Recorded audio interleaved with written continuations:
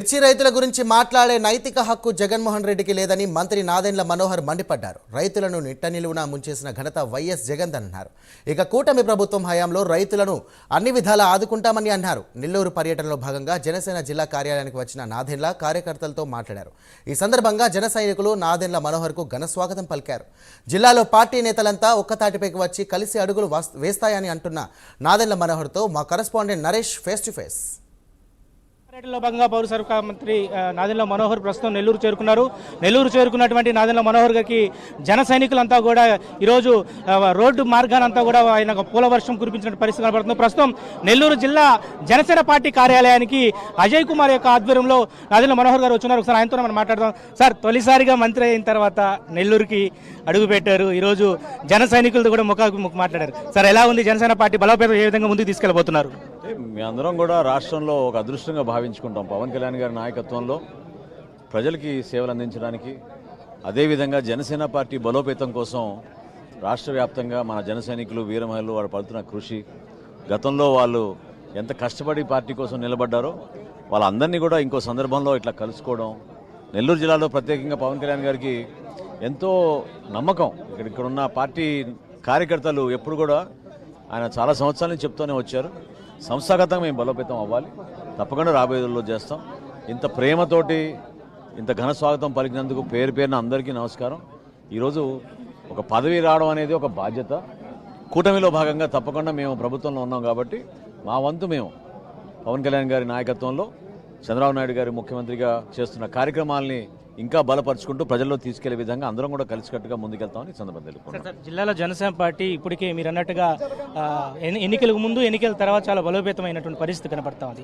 మరి నామినేట్ పదవుల్లో ఎలాంటి హామీ ఇవ్వబోతున్నారు జన సైనికులందరికీ కూడా? సార్, ఈరోజు అజయ్ గారికి ఒక ఉన్నతమైన స్థానం పవన్ కళ్యాణ్ గారు కల్పించారు. అది అటు ఎటువంటి సంకేతం అంటే ఖచ్చితంగా ప్రతి ఒక్కరం కూడా నిజాయితీగా ఒక నిలకడగా ఉన్నప్పుడు పార్టీ సంస్థాగతంగా బలోపేతం చేయడానికి ఒక మంచి అవకాశం. నామినేటెడ్ పోస్టులు కానివ్వండి, పార్టీలో ఉన్న కార్యక్రమాలు కానివ్వండి, తద్వారా వాళ్ళకు వచ్చే పదవులు కానివ్వండి, ఈ కమిటీలు వేసుకోవాలి, అధ్యక్షులను నియమించుకోవాలి. వివిధ స్థాయిల నుంచి, గ్రామ స్థాయి నుంచి మండల స్థాయి, మండల స్థాయి నుంచి నియోజకవర్గం స్థాయి, ఖచ్చితంగా రాబోయే రోజుల్లో స్థానిక సంస్థలకి సిద్ధమయ్యే విధంగా మార్చి 14వ తారీఖున జరగబోయే ఆవిర్భావ దినోత్సవానికి అందరూ కూడా పిఠాపురంకి వచ్చి ఒక అద్భుతమైన సభలో పాల్గొనే విధంగా పవన్ కళ్యాణ్ గారు తప్పకుండా మా అందరికీ కూడా రాబోయే రోజుల్లో మన ప్రణాళిక ఏంటి, ఏ విధంగా మనం కలిసి పనిచేసుకున్న దానిపైన స్పష్టత ఇస్తారు. రేపు రైతాంగంతో ముఖాముఖి కూడా ఉంది. ఒకవైపు ప్రతిపక్ష నేత జగన్మోహన్ రెడ్డి మిర్చి రైతుల వద్దకు వెళ్ళినటువంటి వ్యాఖ్యలు మీరు ఎలా ఖండిస్తారు? సార్, దుర్మార్గంగా చేసే ఆలోచనలు, వాళ్ళకి ఏ మాత్రం నిజాయితీ ఉంటే ఎందుకు 1674 కోట్ల రూపాయలు బకాయిలు రైతాంగానికి వదిలేసి వెళ్ళిపోయారో సమాధానం చెప్పాలి.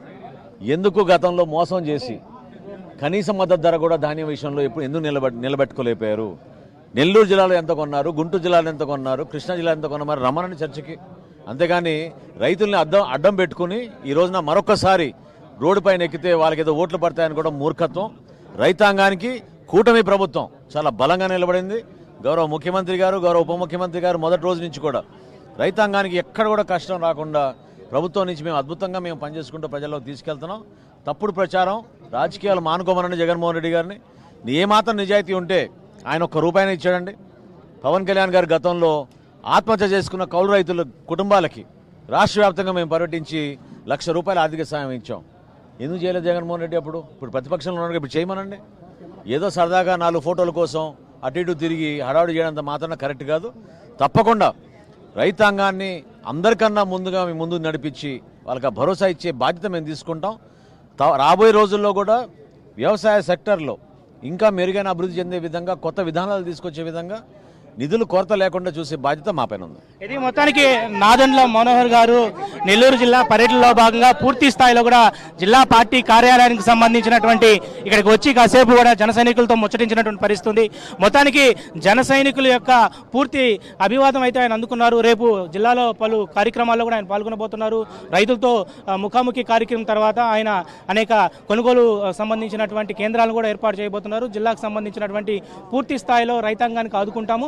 అదేవిధంగా ప్రతిపక్ష నేత వైఎస్ జగన్మోహన్ రెడ్డి ఇటు మిర్చి రైతులకు ఇచ్చిన మిర్చి రైతులపై మాట్లాడినటువంటి మాటలను కూడా ఇటు ఖండించినటువంటి పరిస్థితి కనబడుతోంది. ఇది ప్రస్తుతం నెల్లూరు జిల్లా జనసేన పార్టీ కార్యాలయానికి వచ్చిన నాదెండ్ల మనోహర్ తాజా అప్డేట్స్. కెమెరా పర్సన్ వెంకయ్యతో నరేష్, నెల్లూరు జనసేన పార్టీ కార్యాలయం నుంచి.